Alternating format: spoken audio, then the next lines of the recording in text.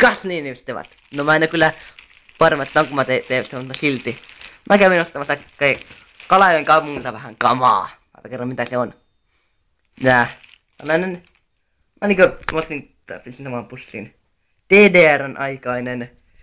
Tää oli DDRn tällainen AK:n perätuki. Mä ostan itselleni Airsoft M14, niin tämä Paihansenke M14 tuen tähän. Ja sitten mulla on niinkö amerikkalaisessa aseessa venäläisen kuuluisan aseen saksalainen kopio. Sitten mä menen sillä softailemaan. Tää on ottanut vähän osumaa, ei paljon. Joku 80-90-lukua. DDR meni muuten vuonna 90 pois. Tää on joku, en mä tiedä mikä tää on. Kai joku ihme piilo. Tämä on niitten elokuvan. Ilmeisesti nyt Redux uusi versio, jota maksoi. Se oli 5 euroa. Tuo maksoi 4 euroa, 9 euroa. Tää on tällainen.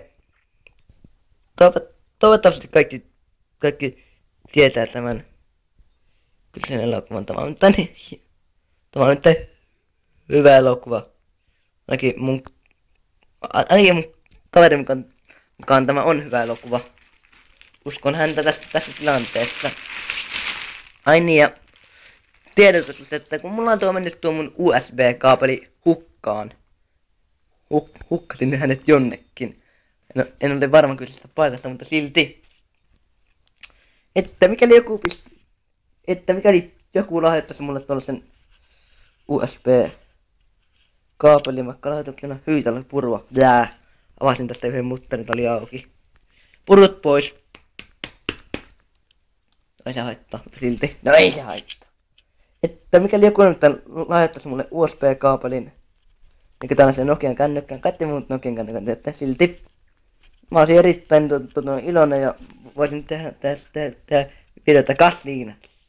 Mä en lahjoituksen sen ja sen nimiseltä tyypiltä. Kyllä mä tämän jonkin airsoft-aseeseen pistän. Hiohoi. Nähdään ensi kerralla. Tai se kuullaan ensi kerralla. Moi moi.